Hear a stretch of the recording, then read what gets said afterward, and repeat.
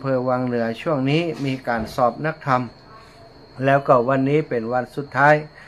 ของการสอบนักธรรมเรียกว่าธรรมศึกษาชั้นตรีเนาะที่ต่างคณะสงฆ์แล้วก็ต่างโรงเรียนต่างๆที่เรามีเด็กๆได้มาเรียนร่วมเรียนพุทธศาสนาในนักธรรมกับพระสงฆ์องค์สังฆเจ้าก็จะมีการทดสอบความรู้ว่าจะผ่านธรรมศึกษาชั้นตรีได้หรือไม่ ก็สอบเป็นวันสุดท้ายท่านอาจารย์ใหญ่พระมหานพดลสุวรรณเมธีในฐานะผู้อำนวยการในเรื่องของการสอบประจำอำเภอวังเหนือก็ต้อง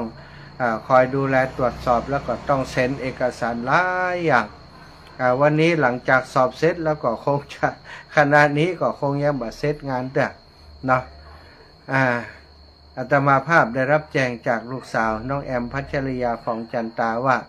ตู้ป่อท่านอาจารย์มาได้เข้ารายการแหมละนะก็คงจำเป็นละสถามวยแตนก็รักษาเวลาคือกับสถาญาติโยมและครูบาอาจารย์ถ้าบ่มีไผจัดมันก็จะเป็นเพลงแล้วก็รายการช่วงนี้ได้มีการเชื่อมไปออกอากาศทางพื้นสีขาวต่างของเฮาตัวไปตังเชียงใหม่ไปตังเชียงไฮ้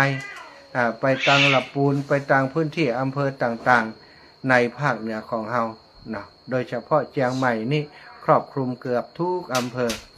เวียงป่าเป้าเชียงไฮ้เวียงป่าเป้านี่ก็ส่วนใหญ่ก็เวียงป่าเป้าวังเหนือ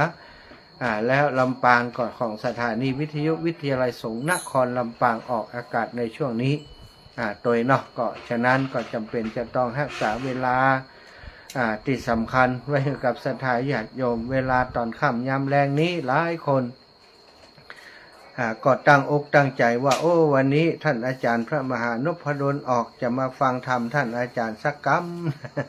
ำ เปลี่ยนคนเนอะท่านอาจารย์มาได้ออกแล้วตอนนี้ลูกศิษย์ลูกหาธรรมาภาพทำหน้าที่แทนท่านอาจารย์สถาญาติโยมอีบ่อยอีแม่ตั้งหลายวันเวลาเนาะผ่านไปเลื่อนไปเปิ่นบอกว่าเวลาเกินกินสรรพสิ่งและตัวของมันเองอย่างวันก็ผ่านไปอย่างปี 2567 นี้ณวันนี้ก็เหลือเวลาแหมอีกบักกี่วันจะหมดเดือนพฤศจิกาซึ่งเป็นเดือนรองสุดท้ายของปี 2567 ถึงวันที่20และพฤศจิกายนก็ไปถึงวันที่30แหม10วันจะหมดเดือนนี้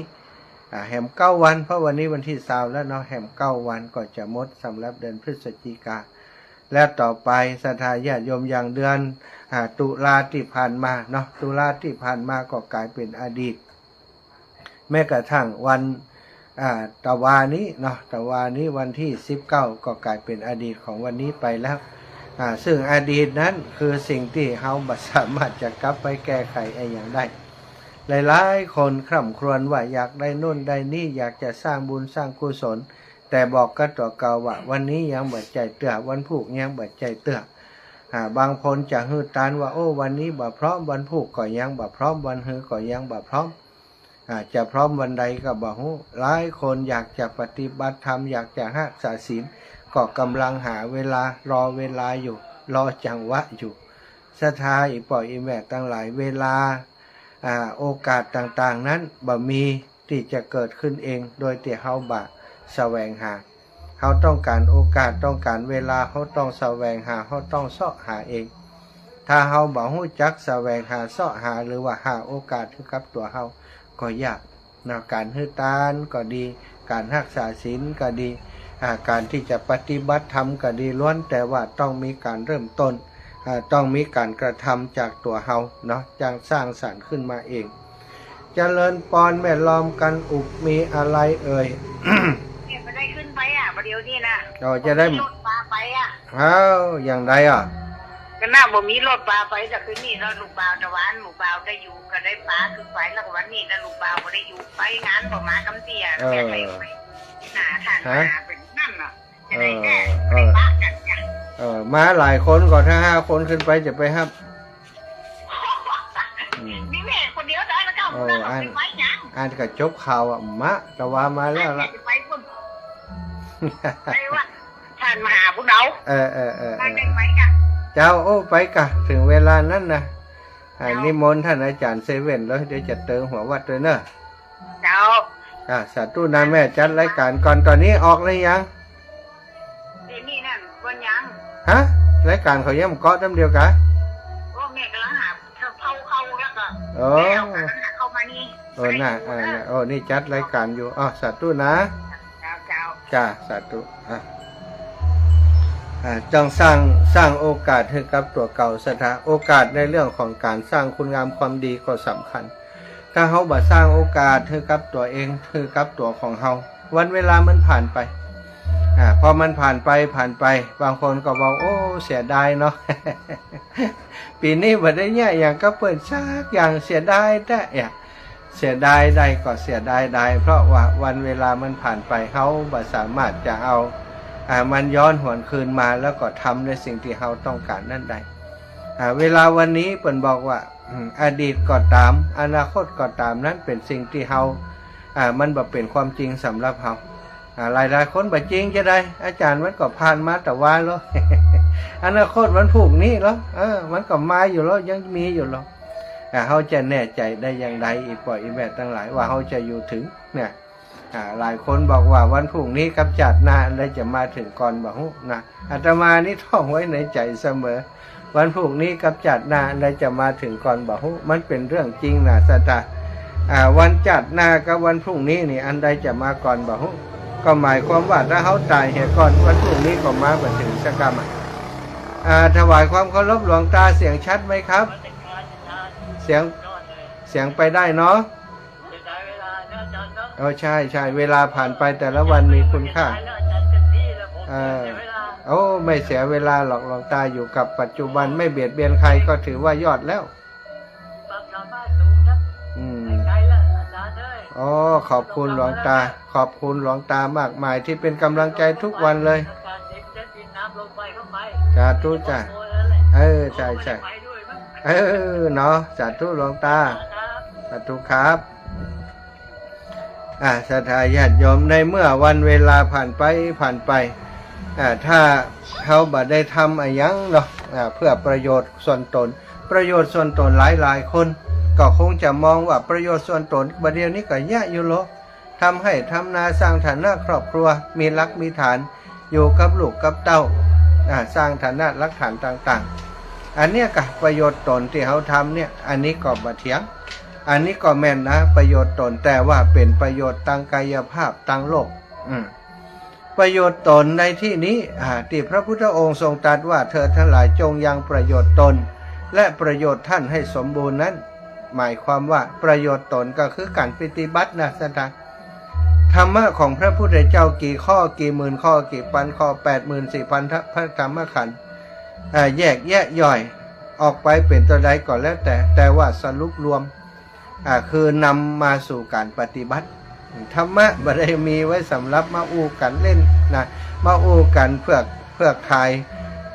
เรียกว่าขายความรู้นะขายความสามารถ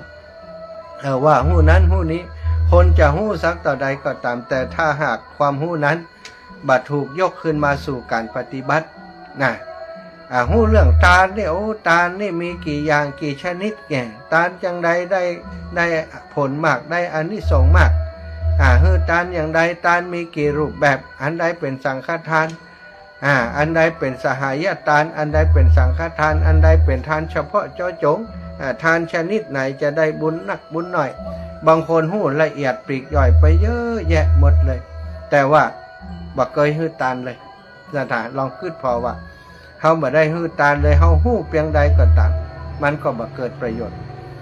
ธรรมะของพระพุทธเจ้านั้นคือคำสอนของพระพุทธองค์นั้นสรุปลงที่การปฏิบัติถ้าตราบใดเฮายังปฏิบัติเด้อถ้าตราบใดเฮายังบ่สนใจเรื่องกิเลสที่มันเกิดขึ้นในจิตในใจความทุกข์ที่มันเกิดขึ้นในจิตในใจของเฮายังบ่รู้สึกเบื่อหน่ายเฮา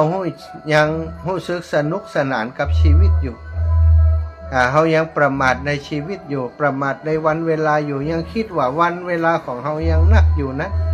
ทำเมื่อใดก็ได้นะถ้าคิดอย่างอันเมื่อใดนี้ ประโยชน์ตนสูญหายเลยสัทประโยชน์ที่จะได้กับตนนั้นสูญหายเลยจริงแล้วเนี่ยธรรมะของพระพุทธเจ้านั้นอยู่ที่ตัวการปฏิบัติหู้แล้วเอามาปฏิบัตินะบางคนปฏิบัติโดยที่บ่หู้ก็ยังได้เลยบ่หู้เรื่องทานหรอกแต่ว่าได้ทำบุญทำทานตลอดเวลาทานจะมีผลมากอานิสงส์มากยังได้ก็บ่หู้แต่ขอให้ได้ให้ทานอย่างบางคนว่าโอ้ทานให้กับผู้ทรงศีลได้บุญนักล้อผู้ทรงศีลจะเกิดขึ้นอาจจะมาหาบ่ได้นะก็จะรอทำบุญกับผู้ทรงศีลนั้นรอทำบุญกับพระพุทธเจ้าพระปัจเจกพุทธเจ้าพระอรหันตเจ้าหรือว่าครูบาอาจารย์ตนดังๆทั้งหลายรอเปิดรอไปรอมาแต่ละเหี้ย ก็ไม่ได้ทำบุญสักกรรมเพราะฉะนั้นศรัทธาเฮาทำบุญในเมื่อโอกาสมันมีฮือทานในเมื่อโอกาสมันมีทุกวันนี้ศรัทธาเฮามีโอกาสกันทุกคนแต่ว่าเฮาจะสร้างโอกาสนั้นเพื่อตัวเก่าเฮาหรือไม่เท่านั้นเองบางคนนี่โอ้ห่มฮือทานห่มฮือทานกับวัดวาอารามที่โอ้เปิ่นมีชื่อเสียงโด่งดังใครไปนะบางคนเหมารถเหมาลางไปแต่วัดกับบ้านกับจองของตัวเก่าก็ดีแม้กระทั่งพ่อแม่อยู่ยังบ้านยังจองบัดดูแลก็มีหาลืมไหว้ผ้านี่วันอันนี้มัน18 นาฬิกาน่ะ19ประกาศไหว้พระ18 ถึง 19นะบัดเดี๋ยวนี้นะ6 โมงถึง 7 โมงนะ7 โมงประกาศไหว้พระน่ะฮะไผ่ลืมเนี่ยเดี๋ยวนี้แม่แก้วว่าจะไปเหนียวแม่แก้วลืมมาเดี๋ยวก่อนนอ1 ทุ่มก็นอสาธุนะแม่เนอะเดี๋ยวถ้าเขาสวดมนต์ก่อนหมู่ติอันมาทุ่มไปก็ว่าอาจารย์ลืมสวดมนต์อันนี้มันน่ะเนาะเอาเป็นว่าจะสวดตอน1 ทุ่มเนอะศรัทธาญาติโยมเพราะฉะนั้นเนี่ยศรัทธาเฮียนหู้อย่างมาพยายามยกขึ้นมาสู่การปฏิบัติแล้วอย่าลืมที่อาตมานี่บอกทุกวันวันเวลาล่วงไปบัดนี้เฮาเนี่ยอย่างกันอยู่ศรัทธาในฐานะที่เป็นเฮาเป็นชาวพุทธเวลาล่วงไปมันล่วงไปมันหายไปมันสูญไปมันเสียไปนะมันบ่สามารถจะเรียกร้องอย่างคืนมาได้วันนี้เขาจะทำดีก็ตามเขาจะทำชั่วก็ตามสิ่งเหล่านั้นเดี๋ยวมันก็ผ่านเข้าไปแต่ผลของกรรมดีกับผลของกรรมชั่วต่างกันแล้วสิ่งเหล่านี้มันจะเป็นเงาติดตามตัวเข้าไปอย่างเพิ่นบอกว่ามโนปุพังขมาธรรมามโนเศรษฐามโนมยาเจปทุตเถนะภาสติวากโลติวาจักกังวนะเวตินะการทำดีทำชั่วด้วยกายด้วยวาจาด้วยใจอย่างใดอย่างหนึ่งของเฮาเนี่ยทำดีก็ตามทำชั่วก็ตามสิ่งที่เฮาทำนั้นอาจจะเหมือนกับล้อเกวียนที่หมุนทับไปรอยเท้าโคที่ลากเกวียนไปนั้นก็เท่ากับว่าเฮาทำอย่างอยู่วันนี้ดีก็ตามชั่วก็ตามผลของกรรมดีและกรรมชั่วนั้นจะตามเฮาเหมือนกับเงาติดตามตัวเฮาตลอดเวลาและก็เหมือนกับล้อเกวียนที่หมุนทับไปในเท้าโครอยเท้าโคที่ลากเกวียนไปเนาะศรัทธาอีป่อยอีแม่ตั้งหลายวันเวลาล่วงไปอายุเฮาก็แก่ไปตึงวันแก่ไปเป็นวันเป็นวินาทีเป็นนาทีเป็นชั่วโมงแล้วก็เป็นวันจากวันก็เป็นเดือนอันนี้คือความแก่ความชราที่มาถึงเฮาแก่ไปเฮาชราไปสิ่งที่ตามมาก็คือความเจ็บความเจ็บป่วยป่วยไข้แล้วก็ใกล้กับสิ่งที่ว่าความตายไปทุกขณะจิตแล้วเฮาทุกคนเนี่ยในเมื่อยังได้เฮาถึงตายอยู่แล้วมันต้องตายกันทุกคนถ้าวันนี้เฮายังประมาทในการใช้ชีวิตอยู่ยังแบบพิจารณาถึงสิ่งที่จะเกิดขึ้นกับตัวนะคนที่บาดเจ็บก็อาจจะคิดว่าตัวเองบาดเจ็บบาดป่วยแต่มันหาน้อยคนศรัทธาญาติโยม100 คนพันคนนี่จะหาคนที่บาดเจ็บบาดป่วยบาดม่วยบาดไข้เลยนี่มันเป็นไปบ่ได้โดยเฉพาะในโลกยุคใหม่สังคมใหม่นี้อาหารอากาศอารมณ์ต่างๆนี้ที่มันวนเวียนรอบตัวเฮานี่เรียกว่าสิ่งแวดล้อมรอบตัวเฮานั้นมันเป็นบ่อเกิดแห่งโรคหลายอย่างโรคความเครียดเนาะโรคอันต่างร่างกายต่างๆความดันเบาหวานโรคเครียดโรค มะเร็งก็อย่างกันเนี่ยซึ่งมันเกิดจากอาหารอากาศอารมณ์ของคนเรามันเกิดขึ้นกับเขาได้เสมอวันนี้โรคยังแบบปรากฏขึ้นมาคือเขาหันเตือกแต่ไม่ได้หมายความว่าเขาจะบ่มีโรคภัยไข้เจ็บเกิดกับตัว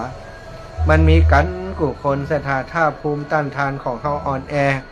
ถ้าภาวะจิตใจของเขาเสียสมดุลเขาขี้โกรธขี้เกียจเขาขี้งุดงิดนะกินข้าวบัดตรงเวลาถ้ามันโกรธมันเกียจแล้วกินข้าวบัดตรงเวลากินข้าวบัดตรงเวลาบางทีก็บ่ได้กินข้าวเอาแล้วโรคกระเพาะก็ถามหาโรคปวดเสียนเวียนเก้าก็มาหาเอาไปเอามาโรคต่างๆที่อยู่ในร่างกายพอภูมิคุ้มกันของเฮาจิตใจของเฮาเสียสมดุลสถาความเป็นกรดเป็นด่างในร่างกายมันเสียสมดุลเข้าไปร่างกายก็เกิดปฏิกิริยาอย่างหนึ่งเรียกว่าโรคเกิดขึ้นนะโรคมีความแข็งแรงขึ้นนะอย่างเพิ่นบอกว่าคนเฮาทุกคนเนี่ยทุกคนมีเชื้อของมะเร็งอยู่ในตัวแต่ว่าถ้าเมื่อใดร่างกายของเฮาอ่อนแอภาวะภูมิคุ้มกันของเฮามันต่ำโรคนั้นมันก็ชนะเฮาแต่เมื่อใดนี่ร่างกายของเฮาแข็งแรงเข้มแข็งภูมิคุ้มกันของเฮาดีมันก็เกิดขึ้นมาได้สุดท้ายมันก็ตายไปกับเฮาหลายๆคนติดภาวะภูมิคุ้มกันเปิ้นสู้บ่ได้ก็กลายเป็นโรคภัยไข้เจ็บหมู่นี้ขึ้นสถานเนาะเพราะฉะนั้นนี่ศรัทธาอีพ่ออีแม่ทั้งหลายถ้าวันนี้ยังมีความสุขความสบายอยู่มีร่างกายที่แข็งแรงอยู่มีจิตใจที่ปกติอยู่ยังบ่เจ็บป่วยทรมานอย่างนักนะก็หันหน้าเข้ามาประพฤติปฏิบัติทานศีลภาวนาธรรมให้สมบูรณ์บอกว่าจะเป็นเรื่องทานเรื่องศีลเรื่องภาวนาต่างๆขอให้เฮาตั้งใจทำเด้อศรัทธามันสั่งสมอบรมได้เปิ้นบอกว่าการออกกำลังกายนั้นต้องการกล้ามเนื้อต้องการอย่างต่างๆก็ต้องการ ต้องออกกำลังกายออกกำลังกายให้สม่ำเสมอต้องสม่ำเสมอการปฏิบัติธรรมก็เหมือนกันต้องทำอย่างสม่ำเสมอมันถึงจะมีผลเรื่องของศีลสมาธิปัญญานี้จะสมบูรณ์จะบริบูรณ์ได้ก็ต่อเมื่อเฮาทั้งหลายสั่งสมอบรมและกระทำกันอย่างต่อเนื่องถ้าเฮาบ่ทำอย่างต่อเนื่องสถามันก็ยากจิตที่จะได้ผลต้องการกล้ามเนื้อต้องการความแข็งแรงต้องการเป็นนักกล้ามแต่คนบ่ยกเวทเลยบ่ออกกำลังกายเลยบ่ยกน้ำหนักเลยเนี่ยสถามันก็คงเป็นไปบ่ได้วันนี้ทางเฮาต้องการความสุขความสงบความสงบคือความสุขในพระพุทธศาสนาความสุขในพุทธศาสนาอาจจะบ่เหมือนความสุขแบบตั้งโลกของเฮาความสุขแบบตั้งโลกก็คือความสุขที่วันนี้ได้อยู่กับลูกกับหลานวันนี้ได้มีเงินมีทองได้จับจ่ายใช้สอยอย่างสะดวกสบายวันนี้มีสุขภาพพรรณนามัยสมบูรณ์แข็งแรงมีความสุขแต่ความสุขอย่างนี้นั้น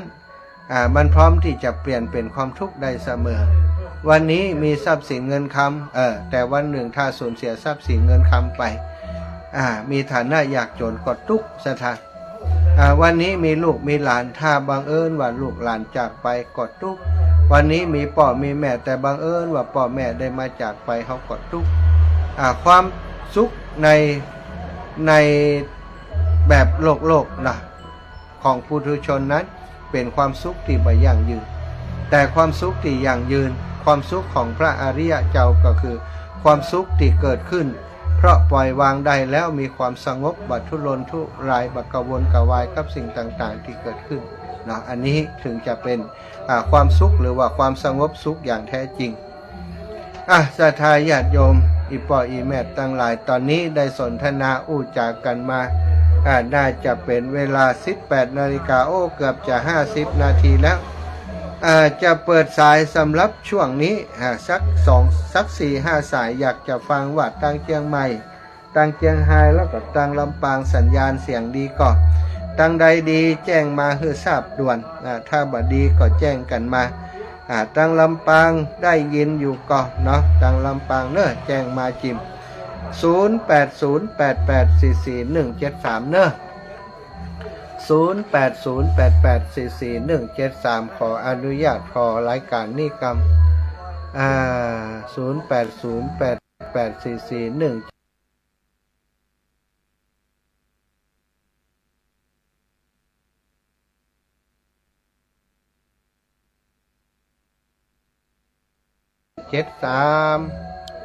อ้าวโอ้หายไปแป๊บหนึ่งปิกมาแล้ว 0808444173แม่จันดีเท่ามานีอ้าวเท่ามานีเท่ามานีเจริญพรแม่จันดี ชัดเจนดีเจ้า ชัดเจนดีเนาะ เจ้าชัดเจนดี บ้านท่าสีตำบลหยังอำเภอ นึก แม่ ว่าจันมาแล้ววันนี้ อำเภอแม่เมาะจังหวัดลำปางเนาะวันนี้มาจัดรายการบ้านนากวางเพื่อนเนอะแต่ตุเนอะอีแม่ไปเปิดวิทยุตัวกากำนี้ไปเปิดเนอะถ้าโทรมาปิดวิทยุเหี่ยเจริญพรแม่สุกแก้ว เจ้ามาแล้วดอกบัวบูชานะเจ้า ได้ยินละแม่นละเนาะ แม่นแล้วมันได้พักได้ผ่อน เออ เจ้าบุญเนาะบุญ จ้า เนี่ยที่บัดได้พักได้ผ่อนเนี่ยกับบุญนั่นนะเนี่ย ดันเอาไป แม่ เนาะเอา คือท่าน ติ๊ก แม่ป้อนหอมป้อนหายพ่อบุญนี่แล้วเจ้า อีแม่นะเจ้าบุญที่ได้คือได้สร้างมาเจ็บที่ไหนมันกับป้อนหอมป้อนหายบัดได้อยู่ได้ยั้งกับป้อนหอมป้อนหายนะเจ้า สาธุ แก้ แม่ วสีละพรสีเตี้ยบ้านหงละปุนเด้อฟังขึ้น 98.75 วัดห้วยตองสักซัดเย็นไปเลยเด้อเจ้า สาธุ นะเจ้ากลับไว้ซะ แม่สุกแก้วแม่อ้อย แม่สำราญมโหฬารเจ้า เสียงชัดเจนดีนะเจ้า บรรเทาชัดเจนดีเนาะใจใดเนาะ ได้เจ้า พอดีวันนี้ใจไล่สดเอาแม่จัดมาที่บ้านนากวางมางานศพมางานศพแม่ยังไม่ได้โอนสตังค์นั้นไปเงินจากปีเกิดนั่นแหละเจ้า300เลยเจ้ามันเป็นยังแม่ก็หานั่นป้าจะใบอันไอ้อย่างก็อันไอ้นั่นนะ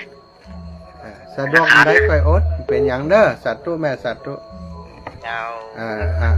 สัตว์ตู้เจ้าแม่แม่แก้วแม่ย่าแก้วกันทะวางเจริญพรแม่แก้วไว้สาเด้อฟังอยู่เด้อฟังตัวอีกป่ออยู่เนออยู่ตัวกันทั้ง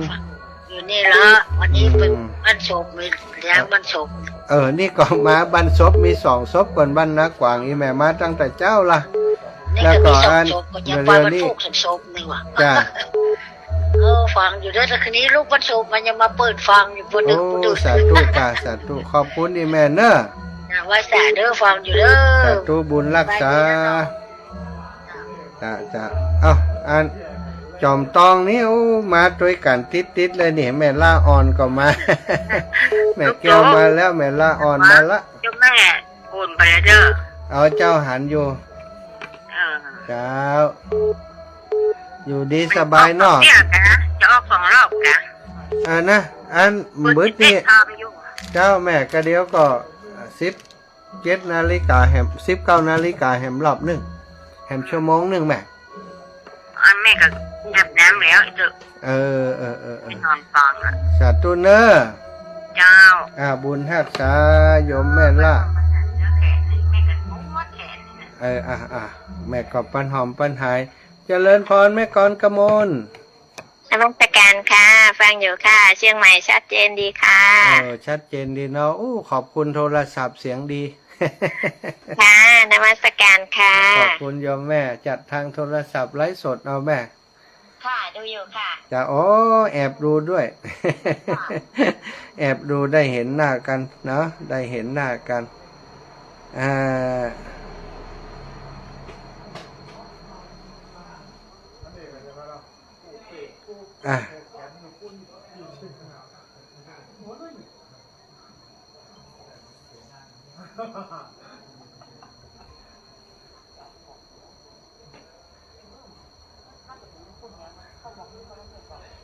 อย่างไร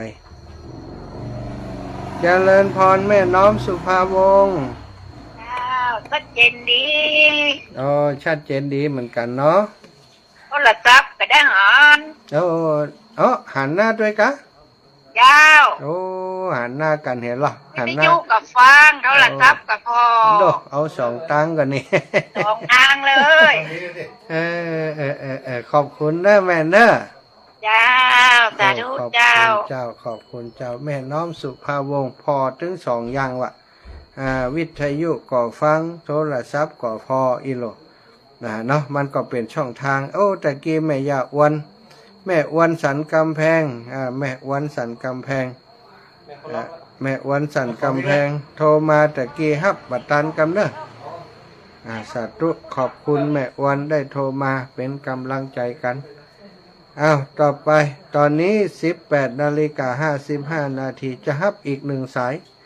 อีกหนึ่งสายเท่านั้นไผจะโชคดีโทรมาได้นะขอบคุณเนอะแม่เอ้ยสุติวงศ์คุณโยมอารีคุณแม่จันเปงคุณแม่จันเปงโยมแม่พิษสมัยสีเทพธรรมรงค์อาบางสุพรรณแล้วก็บุญเรืองชัยเงินแม่อุ้ยน้องแฮกเกอร์นะแล้วก็แม่ประยูนดีแท้ท่านอาจารย์สอยนะเมธีนะโอ้แต่กี้เปิดนั้นบอกว่ามีงานอย่างนี้เดี๋ยวก็จะแจ้งต้นชั่วโมงเนอะอาจารย์เนอะเปิดมีงานที่โรงเรียนสามขาทิปาละเนาะทิปาละสามขาจะมีงานโยมน้องสุขโยธินโยมปิพิมมาลาแม่กาบสีขันแก้วโยมสุนีกองบุญนะโยมบอยพิภพโชติกานินคำสุแก้วศรีลาพรแม่สุแก้วคำอ้วนโยมก้อยคำปะแล้วท่านอาจารย์ผอ.สาโรจน์แก้วอรุณแม่ครูยากศน.นะธัญญาทองอิ่มแล้วก็แม่ศรีธรเปรมจิตแม่บุญปันอินทรวิชาน้องเบนเทนกู้ภัยว่าที่ร้อยตรีเกียรติพงษ์เขื่อนแก้วขอบคุณหลายๆทุกคนทุกท่านที่ติดตามทางไลฟ์สดโดยเนาะขอบคุณเป็นอย่างสูงนะแม่ครูลาวันกุยคำก็มาแล้วเอาละช่วงนี้จะพักเบรกสักครู่หนึ่งก็เดี๋ยวมาพบปะกันใหม่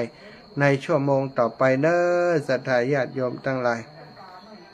ชั่วโมงต่อไปเขาก็มาพบปะกันแหมใหม่เดี๋ยวขอดูเพลงสักเพลงก่อนเพลงยังดีเพลงขอดูเพลงเพลงธรรมะเพื่อนใจ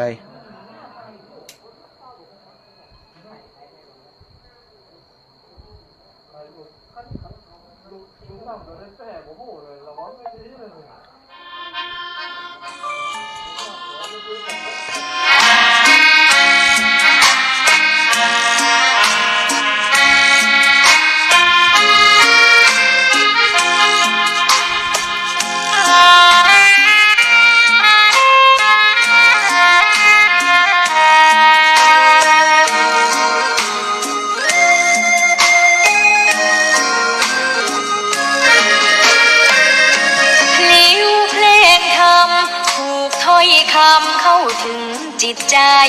ฟังรายการวิทยุเสียงใสส่งถึงใจไปสู่ปลายนาสารธรรมน้อมนำเอาพระศาสดาบอกผู้คนทั่วลาหันมาเข้าวัดฟังธรรมคลื่นเสียงนี้เป็นคลื่นธรรมะจากใจส่งถึงบ้านไกลบ้านไกลฟังได้สุขใจล้ำยามดึกดื่นค่ำคืนมีงานต้องทำเป็นคลื่นสารธรรมเน้นย้ำธรรมะเพื่อนใจเสียงคลื่นธรรมบอกหลักธรรมให้คลายความเหงาฟังเสียงธรรมะเบาเบาบอกเล่าถึงคนบ้านไกลสื่อธรรมะบอกลดละวางด้วยใจสื่อไปถึงสวงในเข้าใจหลักธรรมหลักดี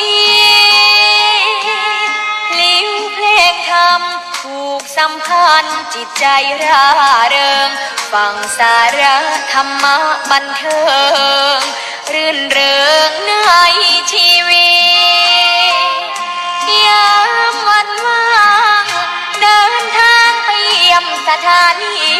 นัดพบกันน้องพี่วันนี้วันดีวันเสาร์สวดมนต์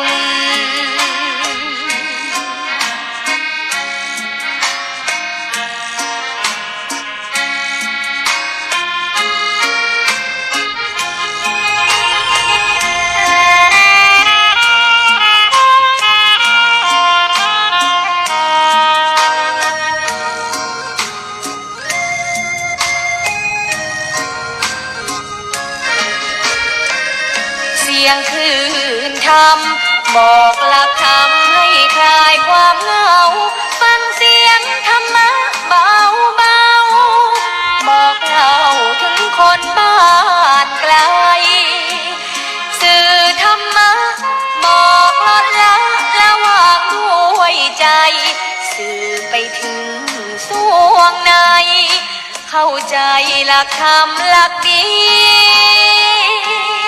ลิ้วเพลงธรรมถูกสัมพันธ์จิตใจร่าเริงฟังสาระธรรมะบันเทิงรื่นเริงในชีวิตยามวันว่างเดินทางไปเยี่ยมสถานีนัดพบกันน้องพี่วันนี้วันดีวันเสาร์สวดมนต์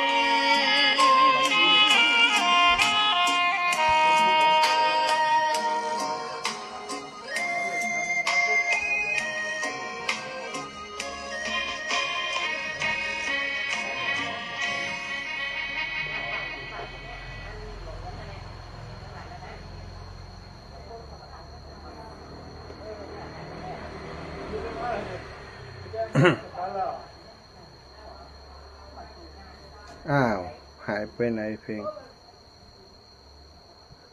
ตะเกียงนะครับผม อ้าว ที่วัน โฆษณา สามารถเป็นได้ทั้งตะเกียงไฟ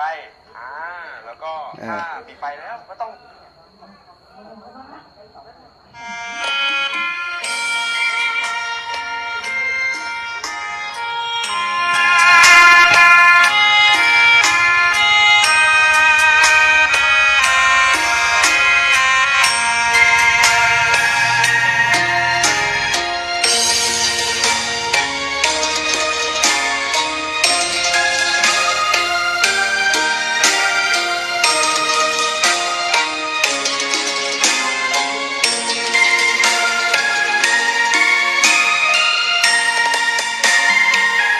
ดอกบัวดอกหนึ่งพึงใจไว้เพื่อบูชาแด่องค์พระศาสดาสัมมาสัมพุทธเจ้ามีความงามเงียบไม่เปรียบเทียบเขาเทียบเราใครมองไม่งามช่างเขาแต่เจ้าก็คือดอกบัวด้วยความสัตย์ซื่อยึดถือความดีเป็นหลักใครรักไม่รักก็ไม่จมปลักมองมัวเมื่อโผล่พ้นน้ำก็เห็นความงามในตัวไม่ยึดติดใน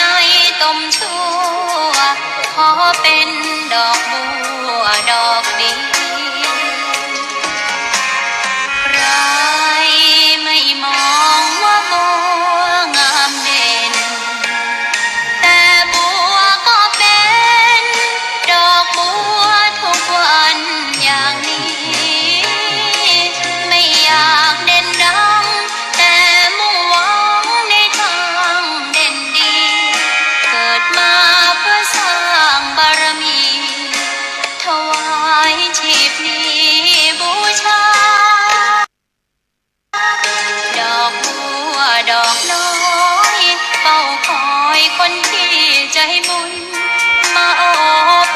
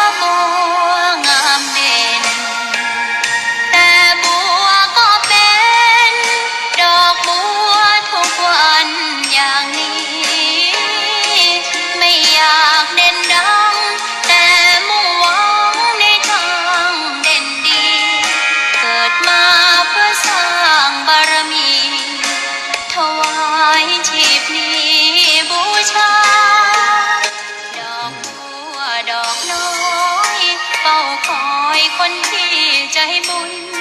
มาโอบเอื้อเกื้อกูลรู้ค่าของบุญเก็บบัวขึ้นมาเพื่อสร้างความดีและเสริมบารมีดังว่าใช้ดอกบัวนี้บูชาพระสัมมาสัมพุทธองค์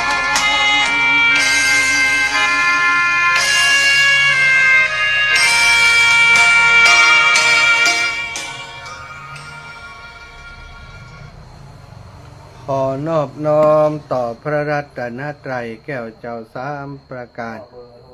น้อมเอาคุณพระพุทธคุณพระธรรมคุณพระสังฆเจ้าได้มาปกเก่าเกษาปกห่มรักษาศรัทธาสาธุชนคนดีทุกท่านทุกคนช่วงนี้เป็นช่วงที่สองของรายการเนาะช่วงโมงแรกเจอกันไปแล้วชั่วโมงที่19 ถึง 20 นาฬิกาพบกันอีก1 ชั่วโมงสถาวันนี้จริงๆแล้วเป็น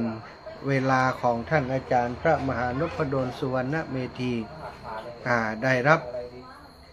เวลาได้รับรายการจากทางคลื่นสีขาวแต่ว่าเนื่องจากท่านอาจารย์ใหญ่วันนี้ติดภาระหน้าที่ที่จะต้องดูแลในฐานะผู้อำนวยการสอบธรรมเรียกว่าธรรมศึกษานักธรรมชั้นตรีที่อำเภอวังเหนือท่านอาจารย์ก็ต้องดูแลจนจบทวนกระบวนความตั้งแต่เปิดสอบไปจนถึงปิดสอบแล้วก็เซ็นชื่อในเอกสารต่างๆใบคำข้อสอบของนักเรียนเรียบร้อยแล้วก็ก่อนที่จะนำส่งแม่กองทำต่อไปทางคณะทำงานก็จำเป็นจะต้องทำให้เสร็จในเย็นนี้นะสถาจึงเป็นเหตุให้ท่านอาจารย์บัสามารถจะเข้ารายการมาพบปะกับศรัทธาญาติโยมได้อาตมาก็เลยต้องมาทำหน้าที่แทนครูบาอาจารย์เนาะศรัทธาญาติโยมชั่วโมงที่2นี้ก่อนที่จะสนทนาอุจารนำสาระธรรมมาแบ่งปันกับศรัทธาต่อไปก็จะปากันทำวัดสวดมนต์ก่อนเนอะตะกี้มีโยมแม่ท่านหนึ่งได้โทรมาอาจารย์บัดสวดมนต์ครับวันนี้นะ บอกว่ายังบัดถึงเวลาเถอะตะกี้นั้นมันเวลา18 นาฬิกาถึง 19 นาฬิกาปกติที่อาตมานำศรัทธาญาติโยมก็คือช่วงเวลานี้19 ถึง 20 นาฬิกาต้นชั่วโมงเนาะพบปะกันแล้วบอกแล้วที่จะปาศรัทธาไหว้พระสวดมนต์เนอะกราบพระพร้อมกันกราบ1พุทโธเมนาโถกราบ2ธัมโมเมนาโถกราบ3สังโฆเมนาโถอิมินาสการเรนะพุทธังอภิปูชายามิอิมินาสการเรนะธัมมังอภิปูชายามิอิมินาสการเรนะสังฆังอภิปูชายามิอะระหังสัมมาสัมพุทโธภะคะวาพุทธังภะคะวันตังอภิวาเทมิกราบสวากขาโตภะคะวะตาธัมโมธัมมังนะมัสสามิกราบสุปฏิปันโนภะคะวะโตสาวกสังโฆสังฆังนะมามิกราบนะโมตัสสะภะคะวะโตอะระหะโตสัมมาสัมพุทธัสสะนะโมตัสสะภะคะวะโตอะระหะโตสัมมาสัมพุทธัสสะนะโมตัสสะภะคะวะโตอะระหะโตสัมมาสัมพุทธัสสะพุทธังสารนังกัจฉามิธัมมังสารนังกัจฉามิสังฆังสารนังกัจฉามิ ตุติยัมปิพุทธังสารนังกัจฉามิตุติยัมปิธัมมังสารนังกัจฉามิตุติยัมปิสังฆังสารนังกัจฉามิตติยัมปิพุทธังสารนังกัจฉามิตติยัมปิธัมมังสารนังกัจฉามิตติยัมปิสังฆังสารนังกัจฉามิอิติปิโสภะคะวะอะระหังสัมมาสัมพุทโธวิชชาจารณะสัมปันโน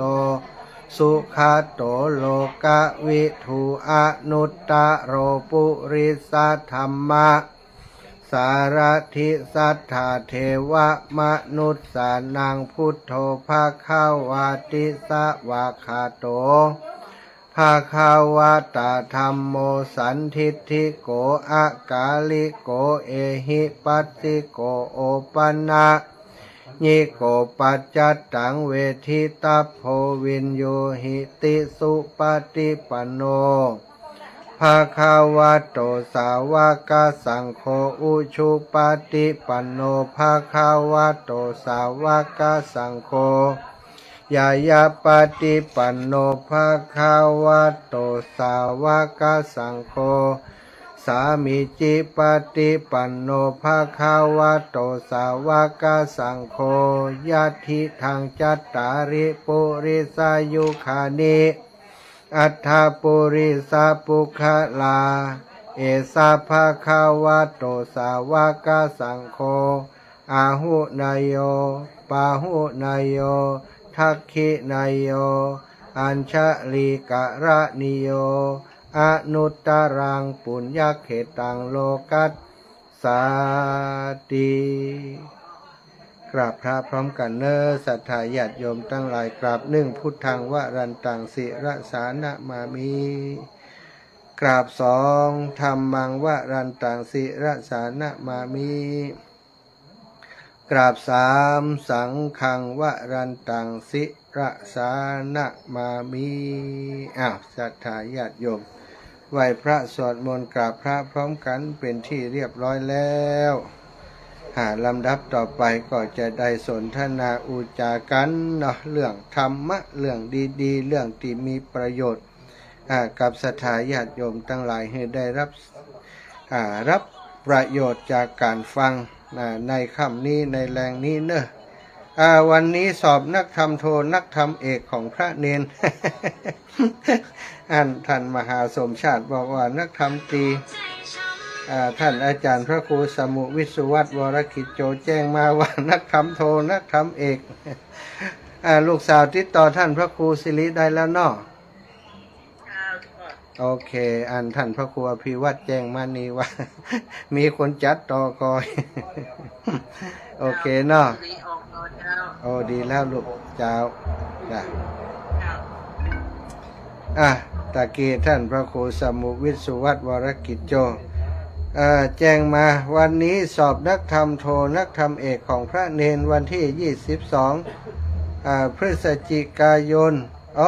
เป็นธรรมศึกษาของนักเรียนครับสอบวันเดียวกันวันเดียวเนอะ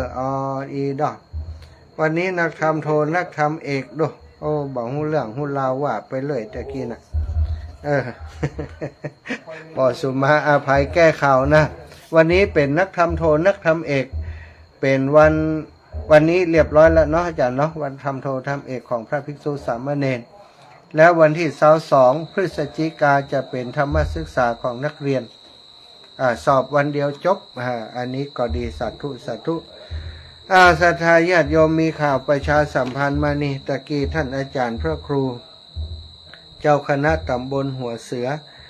ท่านพระครูสันตินะท่านพระครูสันติยานะเมธีพระครูสันติสุขท่านพระครูปลัดสันติสุขยานะเมธีได้แจ้งมาว่าวันที่มีงานเนาะมีงานวันที่อย่างขอพ่อกรรมขอพ่อให้เปิ่นกรรมเนาะเปิ่นอุตส่าห์แจ้งมา เปิ่นอุตส่าห์แจ้งมาตะกี้ขออนุญาตประชาสัมพันธ์โรงเรียนทิพย์ปาระวิทยานุสรณ์ขอเชิญเศรษฐีใจบุญนายทุนใจดีและผู้มีบารมีทุกท่านร่วมทำบุญในโครงการปฏิบัติธรรมประจำปี 2567 โรงเรียนทิพย์ปาระวิทยานุสรณ์ในระหว่างวันที่21ถึง25พฤศจิกายน 2567 ณ วัดบ้านทุ่ง ตำบลหัวเสือ อำเภอแม่ทะ จังหวัดลำปาง ในโอกาสอันเป็นมงคลนี้จึงให้ขอเชิญร่วมทำบุญถวายภัตตาหารเช้า ภัตตาหารเพลน้ำปานะหรือร่วมทำบุญตามกำลังศรัทธา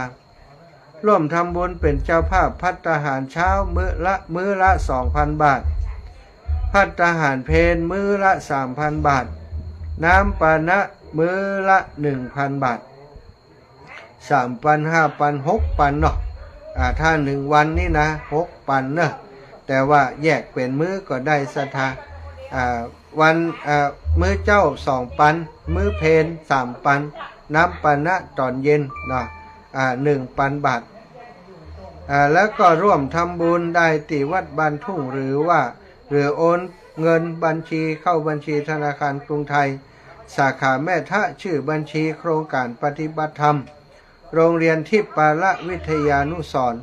เลขที่บัญชี 528-024-0044 ติดต่อสอบถามเพิ่มเติมได้ที่พระครูปลัดสันติสุขยานเมธีผู้จัดการโรงเรียนโทรศัพท์ 0801357324 หรือว่าอาจารย์ดำรงยะแบนรองผู้อำนวยการโทรศัพท์ 096-654-6220 ศรัทธาญาติโยมเอาง่ายที่สุดนะใครจะร่วมบุญอาตมาจะเป็นเจ้าภาพวันหนึ่งวันที่21ถึง25 21นี่เอาเป็นวันที่ประมาณวันที่24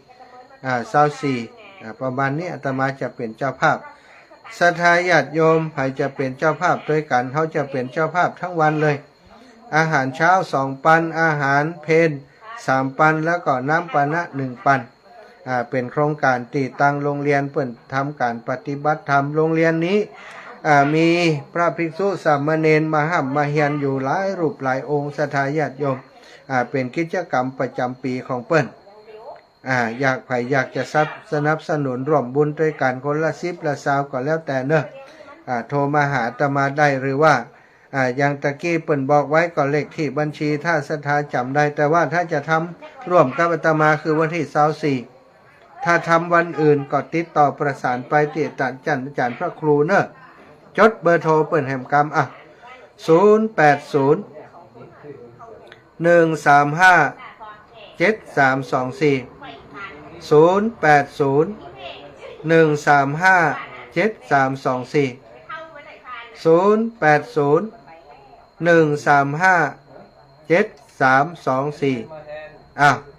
จดแล้วก็โทรไปได้ท่านพระครูปลัดสันติสุขก็เจ้าท่านพระครูก็เจ้าอีกก็ได้ละเจ้าจะเป็นเจ้าภาพอาหารจะเลี้ยงเพลเลี้ยงพระสงฆ์เนอะโทรไปบอกเปิ้นได้เนาะศรัทธาญาติโยมแล้วก็ถ้าไผว่าโอ้ท่านอาจารย์จะไปเป็นเจ้าภาพอยู่แล้วอีแม่จะร่วมตัวนี้เฮาอู้กันหลังไมค์เอาเด้อหน้าไมค์นี้เดี๋ยวมันจะถามโน่นถามนี่จะลำบากเอาเป็นว่าศรัทธาญาติโยมจะร่วมบุญโดยอาตมาภาพโทรมาหลังไมค์เขาจะได้นัดหมายกันมาร่วมบุญด้วยกันวันนี้สปอร์ตงานประเพณีงานบุญตามรอยศรัทธาไวสาเรียส่งหลวงพ่อเกษมเขมมะโกศรัทธางานหลวงพ่อเกษมจะมีเรื่องราวจะเป็นอย่างไรเชิญศรัทธาญาติโยมฟังจากสปอร์ตนี้เนอะอำเภอเมืองลำปางร่วมกับมูลนิธิไตรลักษณ์เขมกะภิกขุองค์กรปกครองส่วนท้องถิ่นและผู้นำท้องถิ่นจังหวัดลำปางขอเชิญพุทธศาสนิกชนทุกท่านร่วมงานประเพณี งานบุญตามรอยศรัทธาไหว้สาอริยสงฆ์เจ้าหลวงพ่อเกษมเขมโกฏประจำปี 2567 ครบรอบ 112 ปี ชาติการของหลวงพ่อระหว่างวันที่ 27 ถึง 29 พฤศจิกายนนี้ที่สถานปฏิบัติธรรมหลวงพ่อเกษมเขมโกฏตำบลต้นธงชัยอำเภอเมืองจังหวัดลำปางชมขบวนอัญเชิญเครื่องสักการะแบบล้านนาโบราณอันยิ่งใหญ่นิทรรศการคติธรรมและประวัติของหลวงพ่อเกษมเขมโกฏร่วมทำบุญตักบาตรข้าวสารอาหารแห้งพระสงฆ์จำนวน 113 รูปฟังพระธรรมเทศนาและสวดพระพุทธมนต์การออกโรงทานทำวัดเย็นนั่งสมาธิเจริญจิตตภาวนาและพิธีสวดพระอภิธรรมถวายบูชาคุณเลือกซื้อสินค้าโอท็อปสินค้าท้องถิ่นสินค้าราคาประหยัดและสินค้าเกษตรอินทรีย์ติดตามรายละเอียดได้ที่เพจ Facebook ที่ทำการปกครองอำเภอเมืองลำปางแฟนเพจสอบถามเพิ่มเติมที่ทำการปกครองอำเภอเมืองลำปางโทรศัพท์ 054-228-179 และมูลนิธิไตรลักษณ์เขมกะพิขุโทรศัพท์ 081-885-6077 หลวงพ่อเกษมเขมโกฏจังหวัดลำปางเกจิอาจารย์ชื่อดังเข้มขลังด้วยศีลปัญญาสถานะอันนี้ก็งานของบ้านเฮานะไหว้สาเลียสงฆ์หลวงพ่อเกษมเขมโกฏประจำปี 2567 วันที่ 27 ถึงวันที่ 29 พฤศจิกายน 2567 นะอันนี้ตกข่าวเนาะบ่ได้ดูเรื่องมูนี้ก็ขอขอบคุณคนเชียงใหม่ท่านอาจารย์พระครูสมุวิสุวัฒน์วรกิจโจติเมตตาส่งข่าวสารนี้มาให้กับอาตมาแล้วก็มีโอกาสได้ช่วยเหลือประชาสัมพันธ์ให้เนาะอาตมาภาพและครูบาอาจารย์วัดบรรพตก็ได้รับนิมนต์ไปสวดวันที่28นะศรัทธาญาติโยมในวันที่28ศรัทธาอีป่อยอีแม่ทั้งหลายวันนี้นะได้มาพบปะกันในค่ำนี้แรงนี้ในฐานะว่ามาสลับสับเปลี่ยนทดแทนครูบาอาจารย์ท่านอาจารย์พระมหานพดลสุวรรณเมธีก็ขอนำสาระธรรมอันเป็นประโยชน์มาแบ่งปันต่อไปจนกว่าจะจบลงโดยเวลาศรัทธาอีป่อยอีแม่ทั้งหลายคนในยุคปัจจุบันหลายคนเกิดปัญหาขึ้นเกิดปัญหาขึ้นว่าแยกดีแยกชั่วบ่เป็นศรัทธาว่ามันแตกกะอาจารย์บ่ฮู้ดีบ่ฮู้อันใดดีบ่ฮู้อันใดชั่วเพราะไอ้อย่างศรัทธาญาติโยมเพราะว่าคนในยุคสมัยนี้สอนกันว่าถ้ามีตังก็ดีแล้วแม้กระทั่งว่าเงินทองหรือว่าทรัพย์สินที่หามาได้บางครั้งบางทีนี่บัดถูกต้องโดยซ้ำไปแต่ว่าเอามาครอบครองสามารถหามาครอบครองได้โดยทางทุจริตเมื่อหามาได้แล้วคนทั้งหลายกับบ่ได้ใส่ใจถึงที่มาที่มาว่าจะเป็นจังใดก็จังเถอะแต่ว่าคนนี้เขารวยเลยได้นับถือไปฮือเครดิตไปฮือเกียรติกับคนที่ทุจริตก็มีนักมีหลายสถานคนปัจจุบันนี้เพิ่นบอกว่ามักจะแยกดีแยกชั่วบ่ได้มักจะเห็นกงจักเป็นดอกบัวในสมัยก่อนงานบุญงานกุศลอย่างต่างๆสถานเปิ่นทำให้เป็นงานบุญแต่เปิ่นบ่มีการเลี้ยงเหล้าบ่กินเหล้าบ่เมายาอย่างเปิ่นทำบุญแต่ในสมัยพุทธกาลหรือว่าต่อจากนั้นมาแหมหลายร้อยปีแหมหลายพันปีเปิ่นก็รักษาหีดห้อยนี้เวลาทำบุญนี้จะบ่มีการฆ่าสัตว์ตัดชีวิตเพราะในพุทธศาสนาเฮาได้สั่งสอนว่าบ่ให้เบียดเบียนสัตว์บ่ให้รังแกสัตว์ก็คือศีลข้อแรกก็บ่งบอกชัดเจนอยู่แล้วเนาะมีคนถามว่าตอนนี้อยู่ที่ไหนลูกอยู่ที่ไหนสงสัยว่าตั้งหลังทำไมมีหมวกห้อย วันนี้จัดรายการอยู่บ้านโยมแม่แก้วนนเต็มบ้านนากวางเนอะเป็นโยมแม่อุปถัมภ์อีกคนหนึ่งซึ่งคนนี้นี่แปลกกว่าหมู่เฮาเนอะสถา บ่เคยฟังวิทยุแต่ว่าได้หันอาตมาภาพที่มาพบปะกับศรัทธาญาติโยมที่บ้านนากวางโยมแม่เปิ้นก็หันแล้วก็ถูกอกถูกใจกันถูกอัธยาศัยกัน ก็โดยอุปถัมภ์ดูแลมาโดยตลอดมีหยังก็ไปแวะไปแอวหามีการมีงานที่ไหนจวนไปไหนไปหมดเนอะ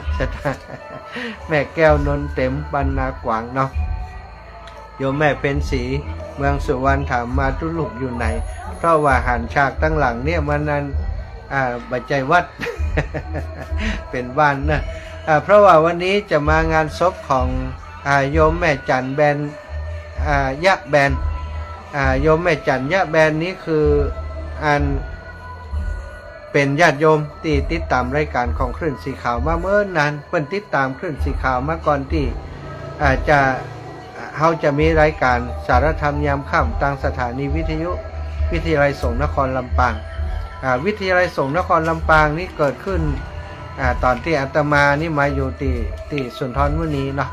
หลวงปู่เปิ่นฮือเวลามาก็ได้มาจัดรายการตั้งแต่ห้านโยมแม่ก็ติดตามรายการที่อาตมาจัดก็ฮู้จักอาตมาเพิ่มขึ้นแต่ว่าเปิ่นฮู้จักคลื่นสีขาวก่อนละท่านอาจารย์พระครูพิวัฒนวิกรมกับหลวงปู่ดอยกับครูบาอาจารย์ตุ้ลุงยองนี่จัดรายการมื้อนี้เปิ่นฮู้จักก่อนอาตมาละพอมาฮู้จักอาตมาเนื่องจากว่าเป็นพระสงฆ์ที่อยู่ลำปางเนาะก็เลยถือว่าอยู่ใกล้ชิดกันกว่าครูบาอาจารย์ทางเชียงใหม่ก็ได้ใกล้ชิดสนิทสนมกันอาตมานี่ได้มาที่นาขวางนาฟานบ่อยเหมือนกับว่ามาบ้านเกิดของตัวเก่าไปบ่อยกว่าบ้านเกิดตัวเก่าด้วยซ้ำไปมั้งเนาะมันเกิดอยู่ที่เมืองปานแต่บ่ค่อยได้ไปเท่าใดตั้งนี้มันใกล้มันบ่ปอไก่ก็ได้ไปมาหาสู่กันเพิ่นก็ไปหาอาตมาตั้งแต่อยู่ที่อุทยานธรรมสุนทรมุนีมีการมีงานที่ใดเนาะโยมแม่จันยะแบนเนี่ยไปร่วมกับคณะสถาบันนากวางตลอดแต่ตอนนี้เปิ้นเสียชีวิตไปโดยวัย91ปีซะทัก91ปีได้เสียชีวิตจากลูกจากหลานไปอาตมาก็วันก่อนเอาเข้าของมาหอมเปิ้นแล้ววันนี้ก็มาเป็นเจ้าภาพ2 งานหนึ่งก็เป็นงานของญาติของโยมแม่โยมป่ออันโยมป่อหนานแก้วมุนนะโยมป่อหนานแก้วมุนตาจันวงศ์แล้วก็เปิ้นผู้ตายนั้นเป็นพี่อ้ายของโยมแม่ผู้เป็นภรรยาของป่อหนานแก้วมุนนั้นก็ถือว่าสนิทสนมกันมี2ศพซ่อนกันเนาะตายไล่เลี่ยกันซะทักแล้วก็วันนี้ก็วันสุดท้ายเหมือนกันเมื่อแรงเมื่อค่ำนี้ก็ได้ไปหอมงานศพโยมป่อทั้งพุ่นก่อนนั้นเป็นปจายอายุ80ปลายแล้วก็เสร็จแล้วก็ได้ม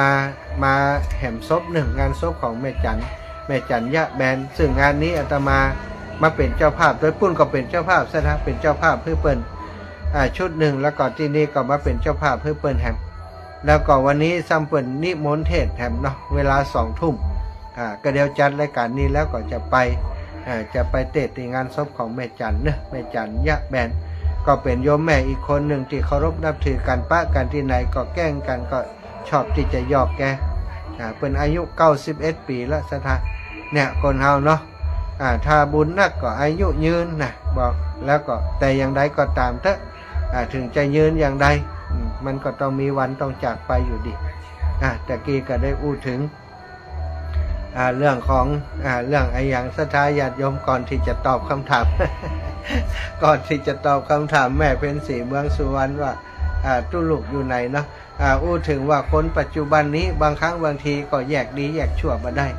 อาตมานึกถึงที่เรื่องนิทานเรื่องหันกงจักเป็นดอกบัวสถานที่มีลูกของเศรษฐีคนหนึ่งนะอันนี้ป่อเป็นเศรษฐีเลยนะป่อเป็นเศรษฐีทำมาค้าขายแล้วก็ทิ้งทรัพย์สมบัติไว้ให้ครอบครัวมากมายตอนที่เปิ้นตายและเสียชีวิตไปมีลูกคนเดียวสดาลูกปัจจัยคนเดียวแล้วก็ลูกปัจจัยคนนี้ก็ถือว่าเป็นหัวแก้วหัวแหวนของครอบครัวแม่ของมานพคนนี้ก็อยากจะให้ลูกอยู่กับบ้านกับจองบ่ต้องไปทำมาค้าขายอย่างละเนาะเพราะทรัพย์สมบัติที่ป่อหาได้ก็มีพอที่จะดูแลกันไปตลอดชีวิตบ่ได้ลำบากหยังแต่ลูกความที่เป็นคนที่อยากจะไปค้าไปขายซะทะเลือดก็กล้าอีแต่เนาะวันหนึ่งมีเรือสำเภาเปิ่นมาจอดเทียบท่าที่เมืองที่มานพคนนี้อาศัยอยู่ก็ได้ไปหันเปิ่นกล้าเปิ่นขาย เขาก็อยากจะกล้าจะขายก็เลยไปขอแม่ผมจะไปกล้าไปขายขอตังค์จิมตะเอาตังค์ส่วนที่อีปอบเปิ่นตายละไว้ให้ผมเนี่ยเอามาให้ผมจะเอาไปกล้าขายโอ้แม่เปิ่นว่าลูกเฮ้ยถ้าลูกไปกล้าขายแม่จะอยู่กับไผไอ้แม่ก็อยู่คนเดียวก่อนแล้วทรัพย์สินนี่ไผจะมาบริหารโอ้บอกไปลูกบอกไปอยู่บ้านเฮาเนี่ยทรัพย์สินเฮาก็มีปอกล้าขายแต่บ้านเฮากับปอกะแต่ลูกบ่าวกับฟังจะไปครับใดแม่เอาตังค์มาเฮาถึงจะไปแม่ก็ห้ามก็ปรามแต่ว่าห้ามอย่างใดลูกก็เข้าไปยิบเอาทรัพย์สินที่เก็บไว้อยู่ในห้องในหอในคลังของบ้านเพื่อจะไปกล้าขายกับเพื่อนเดินทางข้ามน้ำทางทะเลไปตัวเพื่อนแม่ห้ามอย่างใดก็ฟังแม่ก็โอ้กว่าลูกจะไปประสบความลำบากแล้วก็ความห่วงลูกก็ขวางลูกไว้ซะนะบ่าน้องคนนี้ก็ลึกกว่าโทษแม่ขวางไว้ก็พลักแม่ปากคือบังเอิญว่าโยกแม่ของเพื่อนเนี่ยไปขวางจุดที่เป็นบันไดซะนะที่บันไดลูกคนนี้ก็พลักแม่เพราะพลักแม่ก็ตกคันไดซะนะตกคันไดบางหูว่าจะตายก็ตายเพราะในเรื่องเปิ่นบอกไว้เนาะ ตกคันใดอาจจะได้รับบาดเจ็บหรือว่าตายไปเลยก็แล้วแต่ขณะที่แม่ร้องโอยอยู่ตีนคันใดหันมานพคนนี้ก็ข้ามหลังของแม่ไปตีขวางอยู่แม่ก็พยายามยื้อยุดชุดไว้แต่เขาก็ไม่ยอมสลัด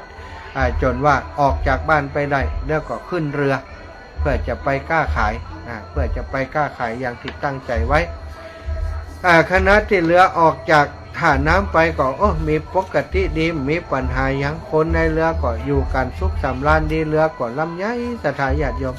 เรือนั้นลอยลำข้ามน้ำข้ามทะเลมันไม่ใช่เรือยนต์เนาะสถานะเป็นเรือสมัยก่อนนี้เป็นเรือที่ใจลมเป็นต้องชักใบมีเรือใบนะเป็นห้องเรือใบกันเนาะชักใบขึ้นเพื่อจะให้ลมปาไปเรือสมัยนั้นก็ต้องอาศัยแรงลมก็เดินทางข้ามน้ำข้ามทะเลไปถึงวันที่7ซะท่าไปอยู่กลางทะเลบุญละน่าจะเดินทางประมาณ15วันถึงจะพ้นไปถึงแห่งฝั่งหนึ่งเนี่ยไปถึงวันที่7ปรากฏว่าเรือลำนั้นนี่ซะท่าเกิดพายุเกิดขึ้นพายุตั้งเข้ามาบ่มีปีมีคุยเกิดขึ้นแล้วก็พัดทำให้เรือนั้นอับปางคนในเรือทั้งหมดนั้นก็ตกลงไปในน้ำอย่างบัดติบัดตันตั้งตัวแม้กระทั่งมานพหนุ่มคนนั้นก็ตกลงไปในน้ำสถาญาติโยมตกไปในน้ำโดยเปิ่นหลายคนก็เป็นอาหารของปลาของจระเข้อย่างที่อยู่กลางมหาสมุทรเนาะ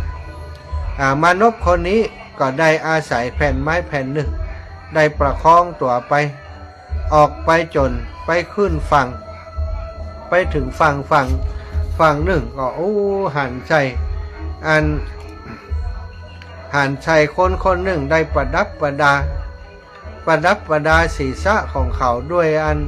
พวงมาลัยที่เป็นกงจักรหมุนอยู่รอบตัวแล้วก็ร่างกายประดับประดาไปด้วยซอยระยะ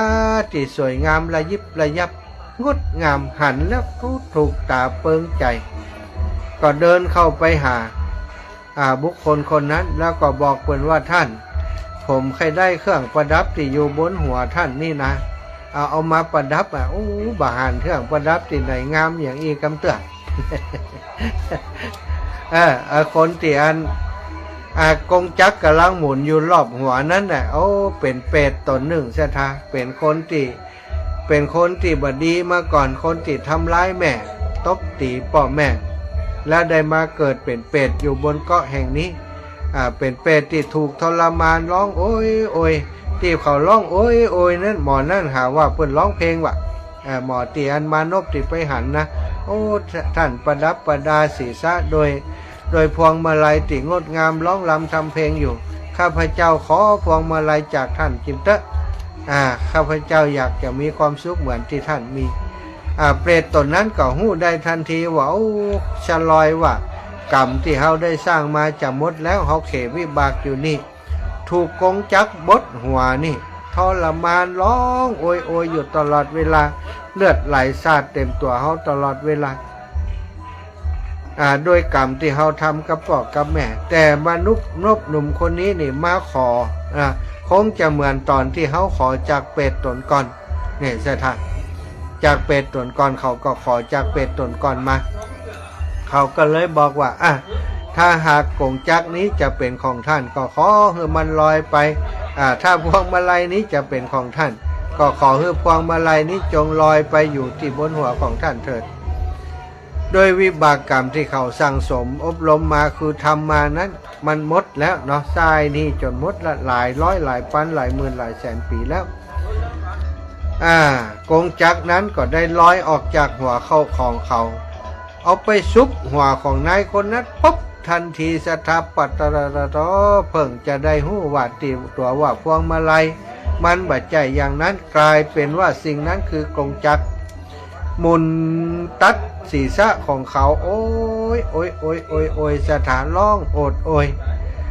ร้องโอดโอยทุรนทุรายมือจะไปจับก็บ่ได้มันจะบาดมือโอ้ยโอ้ยโอ้ยอยู่อันมือก็จ่วยบ่ได้ทรนทุรายร้องทรมานอยู่นั้นน่ะเลยได้หู้สำนึกว่าอันนี้บัดใจโลนี่บัดใจอันพวงมาลัยโลนี่เป็นกงจักโลนี่ติบดอยู่หัวเฮาขณะนี้ศรัทธาคนสมัยนี้น่ะเพิ่นบอกว่ามักจะหันกงจักเป็นดอกบัวสิ่งที่บดีบ่งามทั้งหลายตามศีลตามธรรมต่างๆเปิ่นห้ามเปิ่นอย่างไว้แต่คนทั้งหลายก็บ่เชื่อบ่ฟังปฏิบัติฝ่าฝืนสิ่งเหล่านี้เปิ่นบ่ฮื้อฆ่าสัตว์ก็ฆ่าเปิ่นบ่ฮื้อลักทรัพย์ก็ตบทุกวันนี้ศรัทธาญาติโยมไอ้พวก18มงกุฎทั้งหลายที่ทำงานกันเป็นขบวนการนี่แก๊งคอเซ็นเตอร์ก็ดีแก๊งไอ้อย่างแก๊งแชร์ลูกโซ่ก็ดีนี่ที่หากินกันแบบทุจริตอยู่ปัจจุบันนี้บางคนนี่รวยกันเป็นพันล้านเป็นหมื่นล้านจากการฉ้อโกงคิดว่าสิ่งเหล่านี้เป็นสิ่งดีแต่สุดท้ายเมื่อตอนนี้เข้าไปอยู่ในคุกก็คงจะหันแล้วว่ามันบัดใจสิ่งที่ถูกต้องชีวิตที่ทำอย่างลงไปที่เป็นความผิดติดตามตัวเขาได้รับวิบากกรรมทนทรมานอยู่ในคุกในตลาดอันนี้ก็ย้อนที่หันกงจักเป็นดอกบัวหันพิษเป็นถูกหันถูกเป็นพิษนี่สถานอันตรายสำหรับคนปัจจุบันนี้มักจะบ่ฮู้ดีฮู้ชั่วบ่ฮู้ดีฮู้ชั่วอันใดดีอันใดที่สนองกิเลสของตนได้ก็ว่าดีอันใดที่มันบัดเจาะสนองตอบกิเลสของตัวเก่านี้ก็ว่าบ่ดีสถานกิเลสต่างๆนี้มันก็ยู่หือลำตำหือลวดทุกวันทำมือจิตใจของเฮากระซัดกระส่ายไปสู่ความทุกข์ต่างๆอยู่มากมายในแต่ละวันแต่คนทั้งหลายก็บ่ได้หันว่ามันเป็นสิ่งที่บ่ดียังไปสรรเสริญเยินยอกิเลสของตัวเก่าอยู่อันนี้ก็คือต้องพินิจพิจารณาโดยเฉพาะเขาเป็นชาวพุทธมองหือหันสัจธรรมที่แท้จริงต้องพอเพียงพอในการดำเนินชีวิตในการแสวงหาต่างๆถ้ามันเกินพอดีเกินพอเพียงแล้วมันก็จะเกิดความลำบากตึงเปิ่นตึงตัวอย่างที่บอกเห็นกงจักเป็นดอกบัวคิดว่าหาเงินได้นักและจะมีความสุขชอบโกงเปิ่นก็ตามเนี่ยอย่างพิษกฎหมายพิษศีลพิษธรรมก็บ่ใส่ใจบ่สนใจขอให้ได้มาเท่านั้นพอมีเงินแล้วก็จ้างสามารถว่าพิษเป็นถูกว่าถูกเป็นพิษได้จ้างทนายจ้างนักกฎหมายมาเอาชนะค้าคานกันต่างๆสถานเขาได้ยินสิ่งเหล่านี้เกิดขึ้นตลอดเวลาคนที่ชอบโกงนี้มีทุกย่อมยากศรัทธาพี่น้องทั้งหลายเขาจะหันว่าบัดเดี๋ยวนี้มีข่าวเรื่องการหลอกให้โอนเงินหลอกให้โอนเงินหลอกคนเฒ่าคนแก่บอกว่าจะได้เงินต่ออันต่ออีท่านถูกรางวัลท่านได้รับทรัพย์จากที่นั่นที่นี่แต่ว่าก่อนที่จะรับเงินนี่ต้องเอาเงินฝากในบัญชีธนาคารนี้ก่อนแล้วก็ตังธนาคารถึงจะได้โอนเงินเข้ามาได้เอาไปเอามาโอนไปให้เปิ่นหวังจะได้เงินล้านเอาเงินแสนไปแลกสุดท้ายมาป๊บเขาได้เงินแล้วปิดถ่ายแชปไปเลยติดต่อก็มาได้ หลายคนเผชิญปัญหาเจอปัญหาแทบทุกวันมีข่าวแทบทุกวันสถานมูติหารกงจักเป็นดอกบัวก็ทำความชั่วกันแบบที่ใบยอมสำนึกเนาะทำผิดแล้วผิดแหมผิดแล้วผิดแหมแล้วคนเฮาทั้งหลายเนี่ยตีบพิจารณาดีๆถี่ถ้วนนั้นก็ตกเป็นเหยื่อของคนกลุ่มนี้ไปนักต่อนักสถานอย่างใดก็ตามเฮาเป็นชาวพุทธเนาะนับถือคำสอนของพระพุทธเจ้าเป็นที่พึ่งที่ระลึกเนาะเฮาก็ต้องควรที่จัดตระหนักดีว่าบ่มีอะไรยังมันเกิดขึ้นได้ง่ายๆมันจะเปลี่ยนไปได้อย่างไรอยู่ดีๆนี่จะมีคนเอาตังมาฮื้อเฮาอย่างนั้นถ้าเฮาพิจารณาดีๆก็จะบ่ได้หันผิดเป็นถูกหันดีเป็นชั่วหันชั่วเป็นดีอันใดที่บ่ดีเฮาก็พิจารณาพินิจพิจารณาดูดีๆบ่มีอย่างง่ายหรอกสตางค์กว่าเฮาจะได้แต่ละบาทแต่ละสตางค์เก็บออมมาไว้คนเปิ่นมาจุมาหลอกน้อยเดียวเอาฮื้อเปิ่นไปเหี้ยอันนี้ก็เป็นวิบากกรรมเหมือนกันนะ บางคนนี่บัดใจเจอเตื้อเดียวนะเตื้อสองเตื้อก็โดนบางคนนี่โอนให้เปิ่นถึง 2-3 เตื้อก็มีน่ะอันนี้ก็ฮู้จะว่าจะได้แล้วเพราะฉะนั้นก็ขอให้ระมัดระวังเนาะอีปออีแบกทั้งหลายแล้วก็อย่างเป็นคุณงามความดี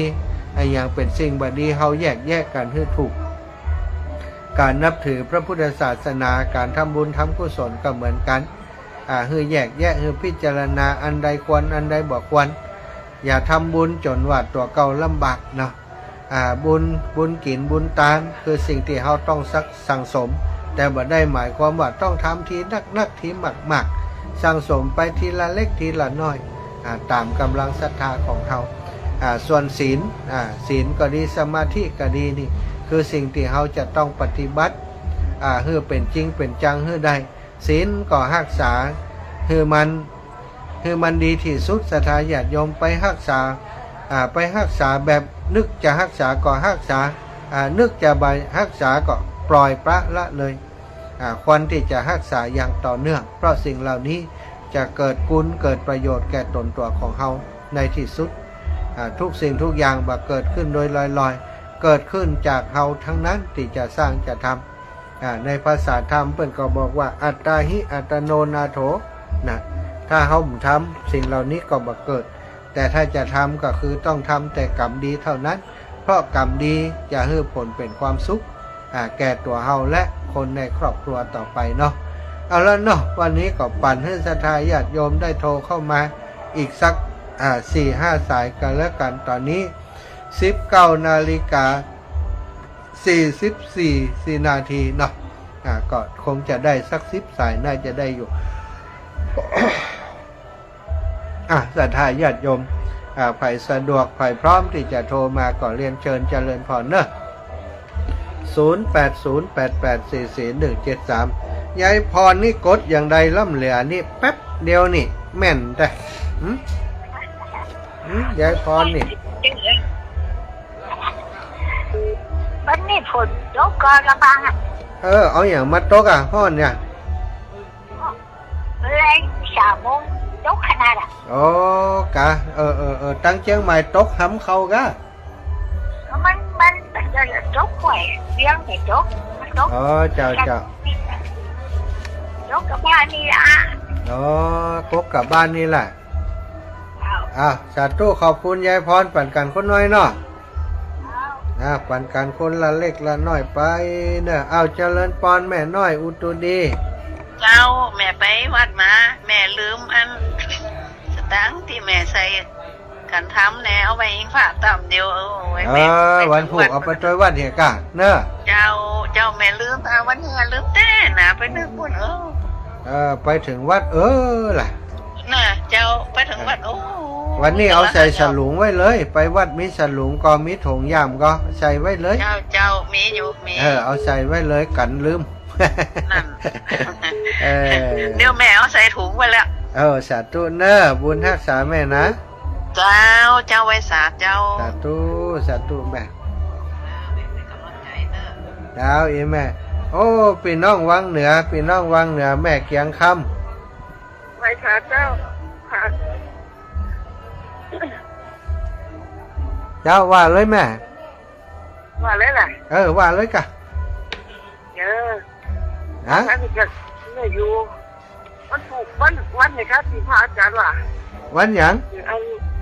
ที่ว่าทำดีหนักอันนี้ หืม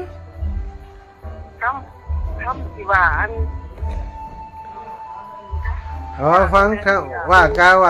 วันอันพวกกะอีแม่ถ้าขึ้นสีขาวนี่ก็จะผูกที่5พวกกะวันอังคารหน้าพวกกะ อาคารอะไร วันจันทร์รถได้ยินก็ปุ่น เจ้าวันจันทร์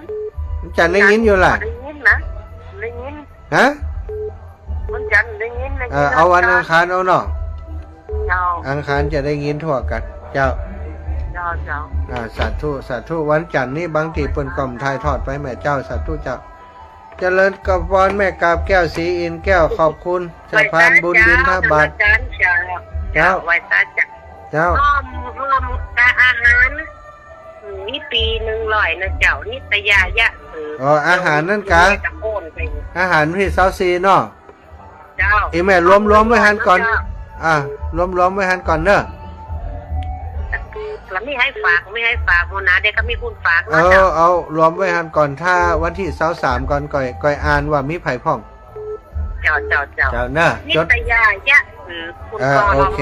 โอเคได้เลย ขอบคุณมาก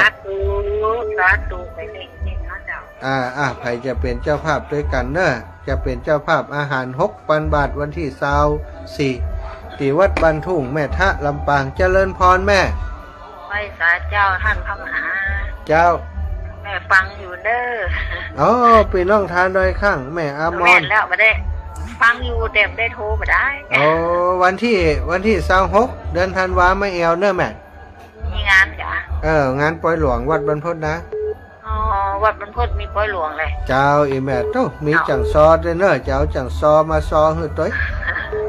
วันที่26ธันวาบุกะ 26ธันวาโยมแม่ อ๋อเจ้าเดี๋ยวก็เดี๋ยวกันแล้วงานกันเนาะ ตอนนั้นนี่สบายผ่องแล้วงานห่างผ่องละ อ๋อจ้ะ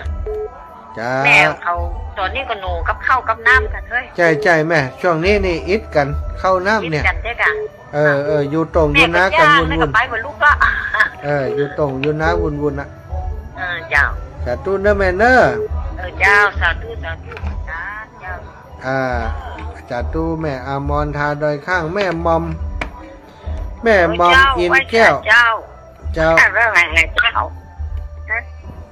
ไอ้บ้านก็ดีโทรมาได้พูดได้ เจ้าแม่ แม่ฟังอยู่เด้อแม่ก็ เจ้าแม่ ชัดเจนดีเนาะ เจ้าแม่ก็ละฟังอยู่ ดีแล้ว ขอท่านดีมีสุขแม่เจ้า เจ้าแม่ก็เหมือนกันขอแม่อยู่ดีมีสุขอายุมันขวัญยืนเด้อ เจ้า สาธุ ไว้สาเจ้า สาธุแม่ไว้เจริญพรแม่พี่กุล ไว้สาเจ้าแม่เอาฟังไม่น้อยเหรอล่ะ เมื่อแล้วแม่ แล้วน้ำมันเหรอ น้ำมันก็ได้แล้วเอาโทรแล้วเขาท่าดี เอาท้าตั้งเก้าแขนด้วยเนี่ย เจ้า มันเหมือนอันประมวลไว้พอดีอ่ะ เจ้า เก็บไว้หันก็เลยเอาหูสูบไปหา ดีละขอบคุณ หา หลาย ทั้งเก่านะ เจ้าแม่ เก้าแขนนะ เจ้าสาธุนะแม่เด้อ เจ้าไว้สาเจ้า ขอบคุณ เจ้าไว้สาเจ้า เจริญพรพี่น้องกำแพงหินดอยสะเก็ด เจ้าไว้สาเจ้า เจ้าโยมแม่ วันนี้ออกรายการอยู่กันนี่ แต่ท่านอาจารย์ใหญ่หมุกลับมากำเตือน แตนกว่านอก เจ้าแม่ เจ้าแม่ก็ฟังอยู่แต่แม่เมาเนี่ยกิน เจ้าบนมาบินพระบาลนี่ได้3 วันแล้วนะ ทุกเจ้าใหม่กะ เจ้าคนมาอยู่ดิคนมาสร้างหันจอยจิวกอหันเจ้า เจ้า แล้วก็กินทรงวัดตัวทรงใส่บาตรตัวอะค่ะตาม ดีละอนุโมทนาบุญด้วย เจ้า เจ้าแม่ จ้าไว้สาเจ้าเด้อ สาธุเอาแม่สงเงียมใช้น้ำปงเทวี อาการเจ้าท่านอาจารย์เป็นได้พ่อจิ๋วอุบัติเหตุหายหรือยัง โอ้ดีขึ้นนะแม่แขนเนี่ยแต่ว่ามันยังบ่สื่อแต่เนาะตอนนี้กดอยู่นะ กดงงอยู่รุ่นติดตาศอกก็ว่าแขนตั้งไหนเจ้าตั้งศอกเนี่ยแม่ศอกเนี่ยอ๋อมันไปกระแทกกับสไตล์กับเจ้ากระแทกกับสไตล์กับแม่รุดเลยอ่ะโอ้กระแทกรุดเลยอ๋อตอนนี้ได้กี่วันแล้วเจ้านี่ได้เดือนปัดตั้งแต่วันที่24มาเกือบมันจะเสือเจ้าแต่ตองนี่มันจะเสือของแม่กับมันกันนะแม่ก็กดจะคงจะตามนั่นน่ะเนาะมันกดไปเหี้ยท่าจังมัน มันงามตอนเท่าจังมันละเจ้าสาธุนะแม่เนอขอบคุณหลายๆเจ้าขอบคุณแม่ปุ๋ยพ่อพมมาอีแม่ไว้ฉาเจ้าพระจ่าเจ้าโทรศัพท์ดีแล้วกายาวเลื่อนโทรมันและกำตันเปิ้ลโอ้เด็กกะขอบคุณที่เปิ้นมาถอดกระถินทุกคนเด้อพระจ่าเจ้าปีหน้าเปิ้นจะไปแหมอยู่น่ะบอกคือแม่สีกุลแม่แก้วแม่มุนั่นกินเด้อเจ้าขอบคุณเด้อเจ้าว่าจะไปนอนนั้นปฏิบัติธรรมเตียนวัดห่างนี่จะได้ไปมันได้มุนเด้อน่ะคนใดก็รอเนาะจะไปนอนหมอกปฏิบัติสัก 3-4 คืนนะกะฮะมีเวลานะกะน่ะมาเด้อมาแวะบ้านจิมเจ้าแม่พุ่นน่ะไปใส่บาตรจุพุ่นน่ะเนาะเจ้าไปกันได้น่ะสาธุเด้อเจ้าไว้เจ้าสาธุบุญทักษาเจ้าฟังถึงวันเจ้าฟังถึงวันเนาะแม่ขวัญดาวเจริญพรแม่ขวัญดาวไหว้ตาเจ้าอาจารย์เจ้าขอถามหน่อยได้จ้ะเจ้าหน่อยเดียวตอนนั้นที่เจ้าไปวัดวันพุธอาจารย์มันได้ปั่นปอนให้เจ้าเหมือนกันนะโอ้ปั่นแล้วกะไปปั่นไปมีปั่นแล้วจ้ะโอ้ขี้ลืมจ้ะฮะขี้ลืมจ้ะลากแขนใกล้หายยังยังดีขึ้นแล้วแต่ว่ายังแบบสมบูรณ์จ้ะยังทำงานได้แบบนี้ไหนเนื้อเนี่ยถ้าวันที่เจ้าโฮคาเจ้ามีตังค์เลยจะไปโอ้ยอินดูจ้ะสาธุอนุโมทนาบุญล่วงหน้าไว้ก่อนเนอะกำลังใจเนอะสาธุขอบคุณแม่ขวัญดาว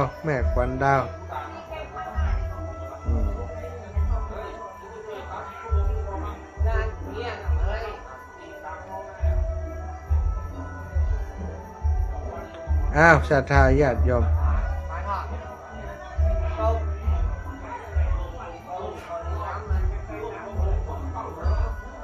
เอาละเวลาเต่าใดแม่จันดีเท่าไหมมารอบ2นี่ฮะแม่บุญนักเป็นสั่งเหมือนว่าต้องบอกอาจารย์จิมเปิ่นโอนตังไปแล้วนะที่2 คนผัวเมียเปิ่นที่ไปจังไหมเนี่ยเจ้าเปิ่นจังไว้บอกอาจารย์จิมแต่ว่าเปิ่นก็โทรมาผัวเปิ่นบ่สบายนอนโรงพยาบาลปุ๊บก็โทรมาบอกอยู่เจ้าขอบคุณเนอะอาจารย์เป็นวัดบดเจ็บคอกันน่ะเจ็บชื่ออย่าอมมาอมเห็นกะคนเลอะห้ามจมสาธุศรัท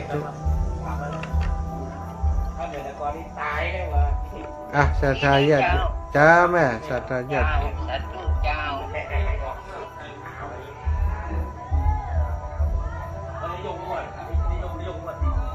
เอาละเนาะศรัทธาญาติโยมทวนสายหน่อย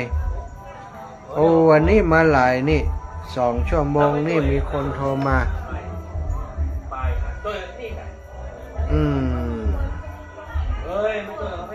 แม่ลองกันอุบนะแม่ลองกันอุบแล้วก็แม่สุแก้วศิลพรแม่อ้อยขนมหวานเจดีซาแม่อ้วนสันกำแพงแม่แก้วกันทวังแม่ล่าอ่อนอุ่นใจจอมทองเนี่ย2 คนนี้จอมทองแม่กรกมลพี่น้องจากดอยน้อยแม่น้อมสุภาวงศ์แล้วก็แม่ยายพรล่องวัวแดงแม่น้อยอุตุดีหลวงตากฤษแม่เกียงคำโกธิมาแม่ซุกวังเหนือ